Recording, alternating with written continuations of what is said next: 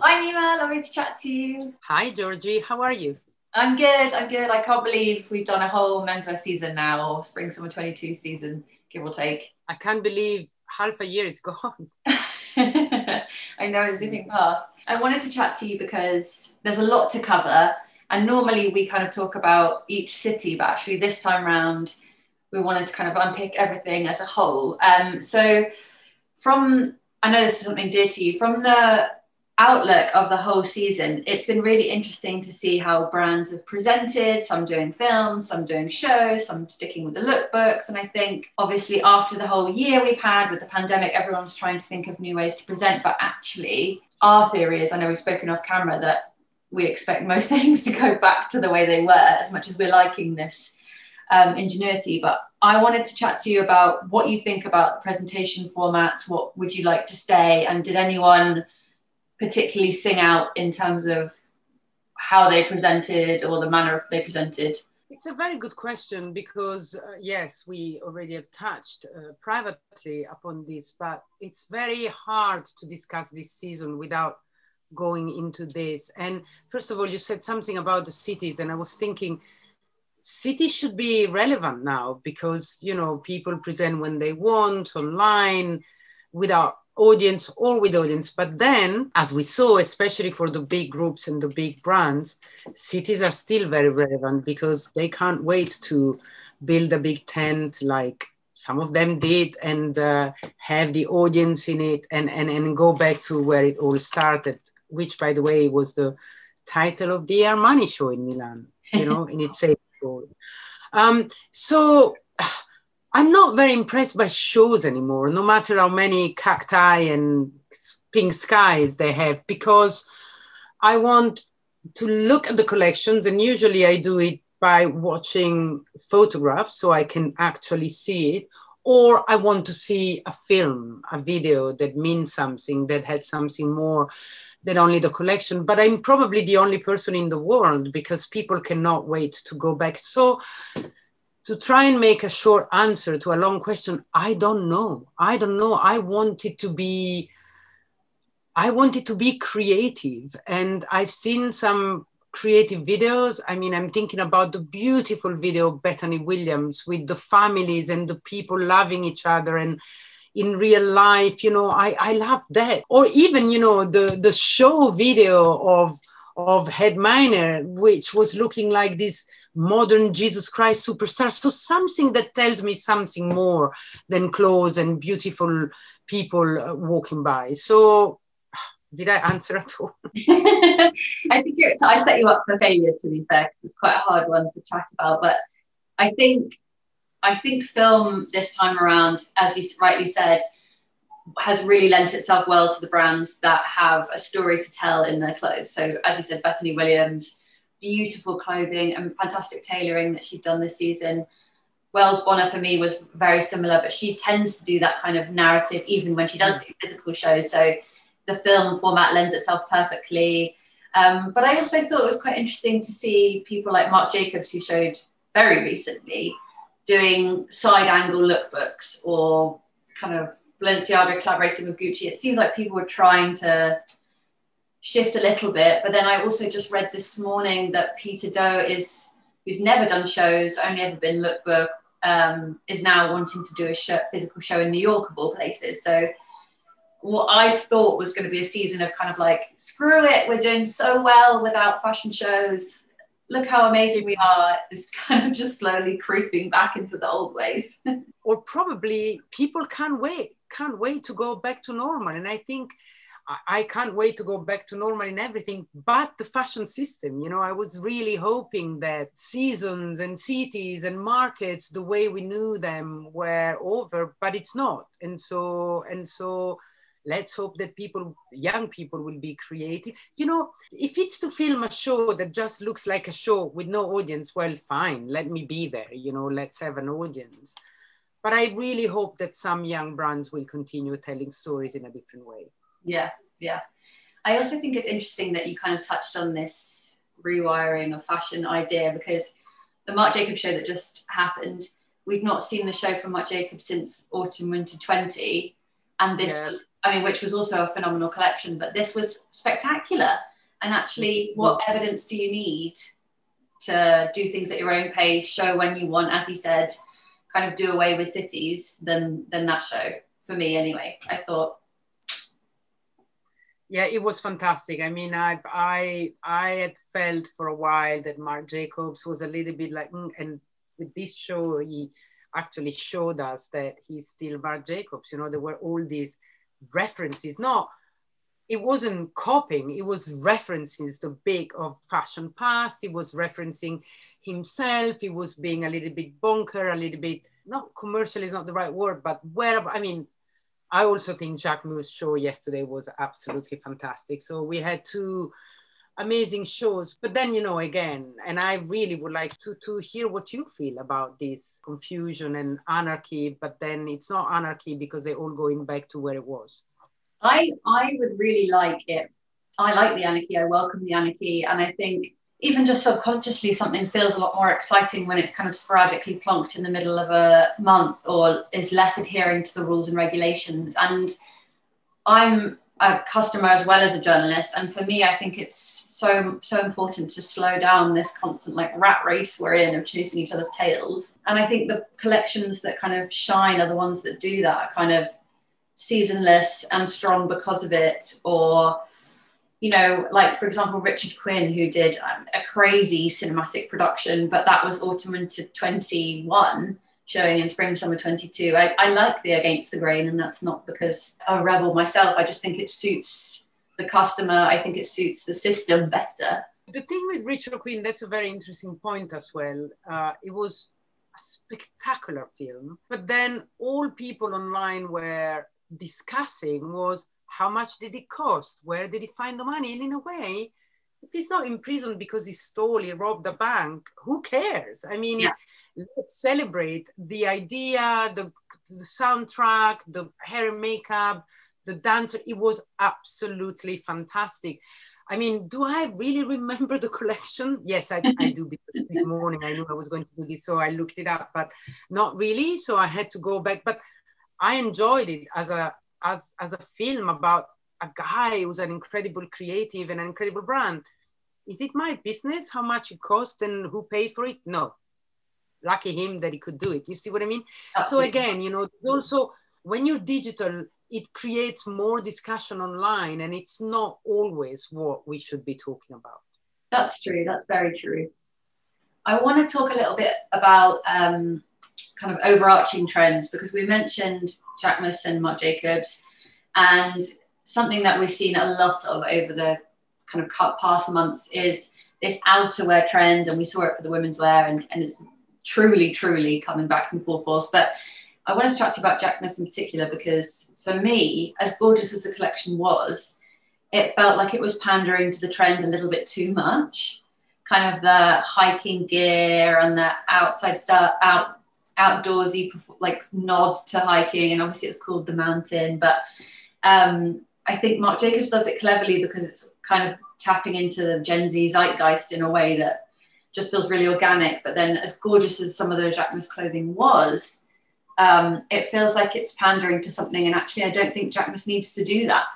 I think he has a really great kind of aesthetic, and when you kind of twist it to fit, like the hiking shoes, for example, I was like, it just doesn't translate for me, for him. I mean, they all influenced by each other's and trends. And I think, you know, I think that this rebirth of the puffer jacket in a expensive, glamorous way has a lot to do with Moncler and Genius. I mean, when all those genius designers have written, I mean, there's that Valentino puffer jacket gown everywhere, including in Marc Jacobs. So, you know, nobody lives in a cave and everybody's influenced, and everybody's like wowed by things, and then they want to reinterpret. So, but to go back to JACQUEMUS, or JACQUEMUS as it's actually called, I'm interested in this because I didn't feel that, but now that you say it, I see where it comes from.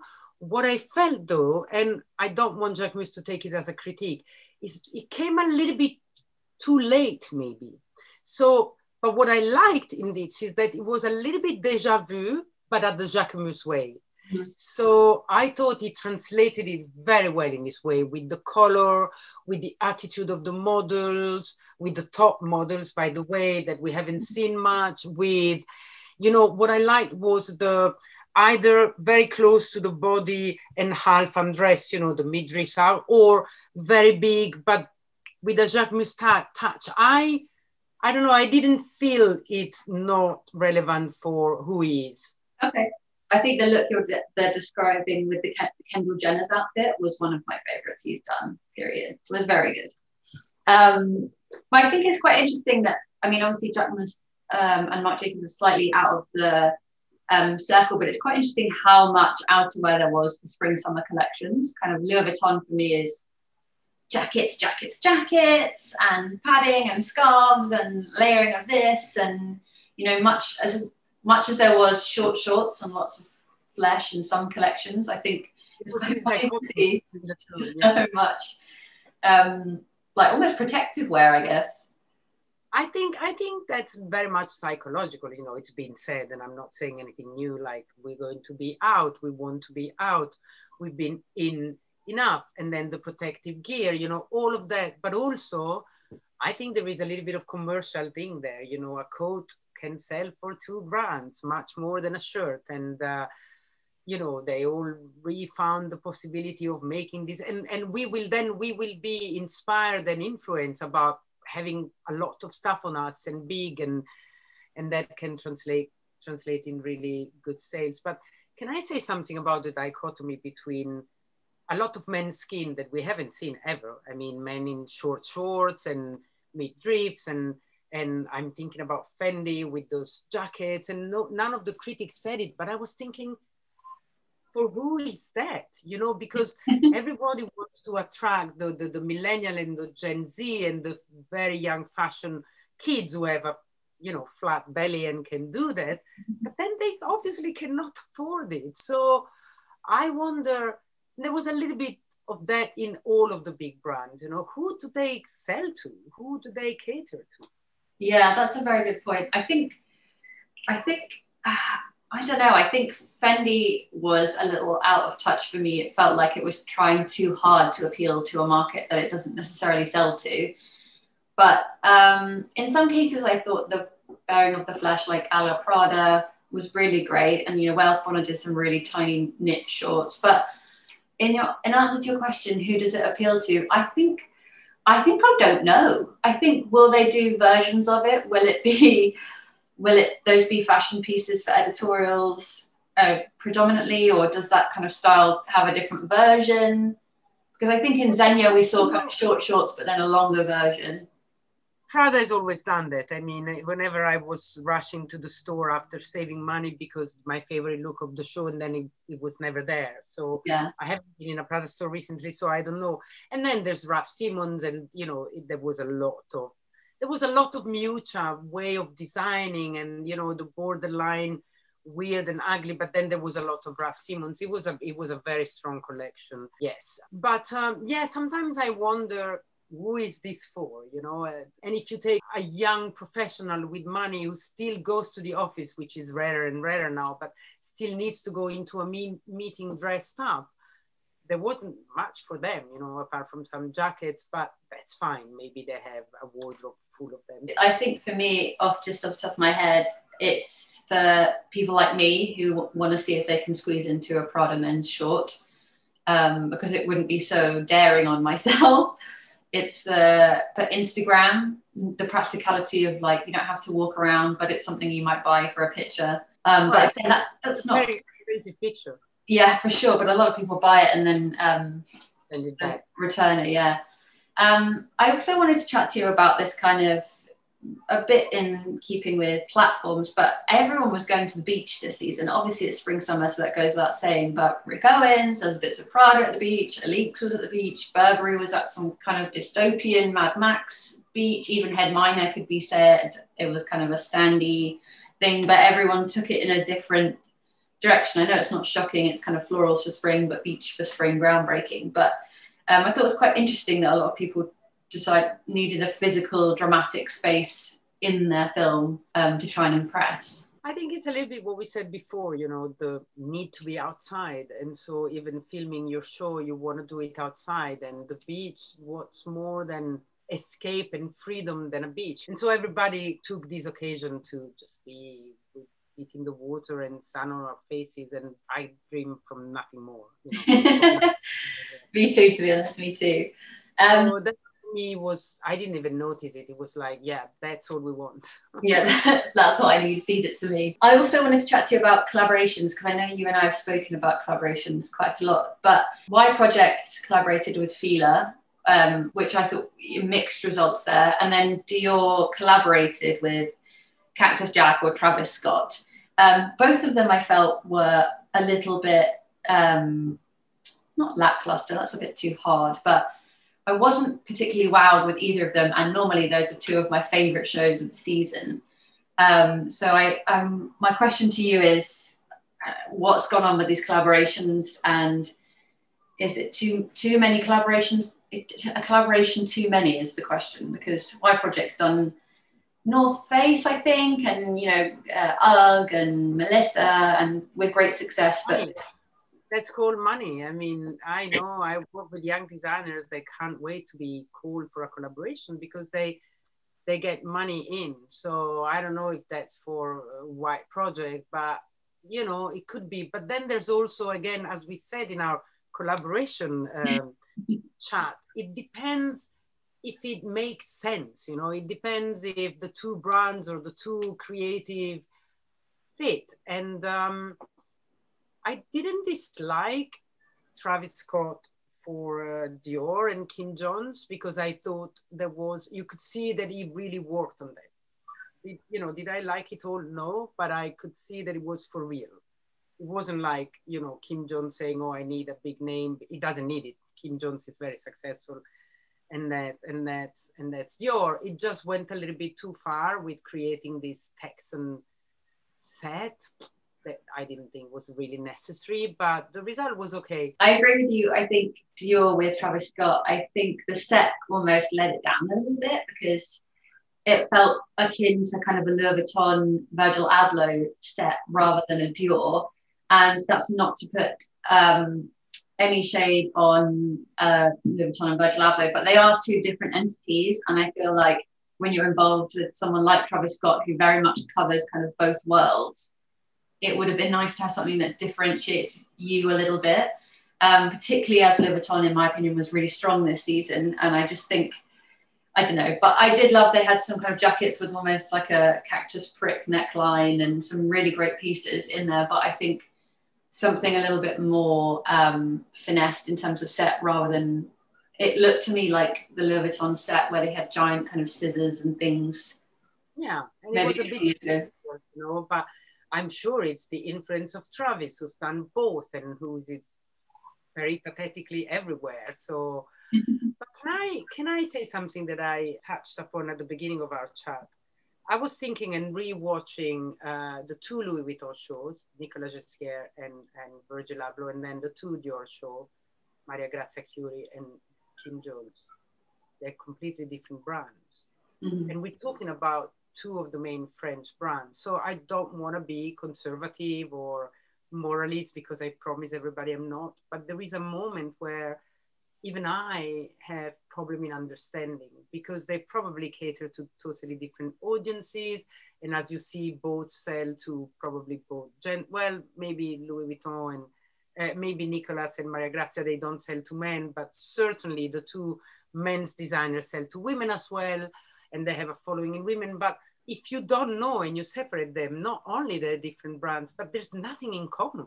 There's nothing, not even the logos, because everyone reworks the logos the way they want. I would like to, since you're so much younger and newer to this, does it shock you, or do you notice even, or? I think it does now that we're talking about it, but on face value, I just kind of expect that they're two different entities. But it's so interesting when you look at brands that show male and female menswear and women's wear together, like how in sync they are. And yes, they're different, but they work in tandem. And you're quite right when you say that if you were to be a Louis Vuitton couple, for example, a heterosexual Louis Vuitton couple, you would be dressed completely differently to your partner. And I think there's something kind of interesting about that. I don't think it's a bad or a good thing, because both, in the case of Louis Vuitton, I think both aesthetics are really interesting, and arguably they appealed to completely different client bases. But I'm not sure, it would be really nice if they had even a core collection or something like that that aligned both of them and was even genderless. They actually do, because in the accessory lines, you know, they're still good, still do. But you know, it's very interesting what you say, because when you were describing the couple, do I need a couple that go out? I mean, couple usually look similar because they probably have the same, not always, but they can. But more than that, for me, that shows the relevance of stores, because the big Louis Vuitton stores or Dior stores in 7 floors of the same brand merchandise, now maybe it's a bit ridiculous. So they should do what Dior had done at the time of Hedi, where the stores were separated, you know, and they were very different, the Dior Homme store and the Dior. So I don't know, I may be saying things that are making people cringe because they're a bit old fashioned, yes. But I was looking at that and saying, do they even work for the same brand? You know, there's definitely something to think on. I've not thought about it really until you mentioned it. So now I'll be having a ponder around the stores myself. Something to discuss. Think about.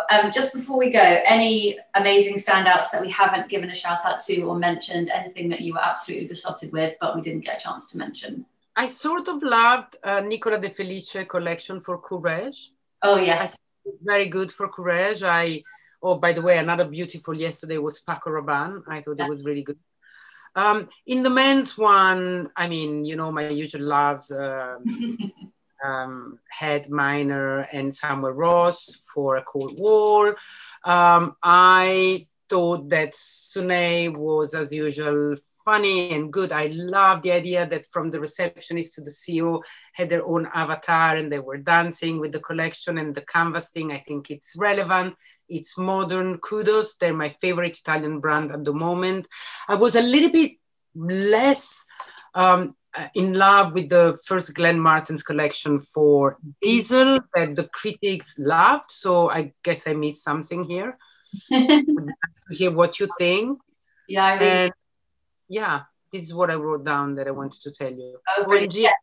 Also deserve maybe a note or two. Yes, I really liked GmbH. I thought it was really good. And I love that they're kind of exploring this super kind of erotic, again, that exposed flesh, but like backless halter necks. And I really love the way they kind of cut away to the body, particularly on the men. It's very, very nice. And I quite liked Glenn Martin's for Diesel. I think I really love what Glenn Martin's does. I love this whole kind of Google before you get dressed idea. And I like it in the realm of something as kind of straight-laced and almost traditional as Diesel. I mean, not that Diesel's Calvin Klein, but there's something really interesting there, I think, with kind of his yeah, I guess I like the aesthetic of it, but again, you know, that's not fashion. So yeah. So I probably have to revisit it. That's okay. No, that's what makes fashion interesting. Not everyone has to like everything. Okay, so it's been a very busy, very up and down, very interesting kind of 4 to 6 weeks. What have we got now? On to couture and then women's wear in September, or should we even say women's wear? I guess let's stop saying women's wear. September shows. Yeah, we've seen some women's wear now. They were not cruise. They were autumn winter 21. So who's going to show in September? We don't know. Anyway, we will be back. We will treat this as a fashion month, also because there's sales going on, and so we have to. And as usual, it was a fantastic pleasure to talk to you. Yes, so lovely to speak with you. I'll see you soon. Thank you, Georgie. Bye. Bye.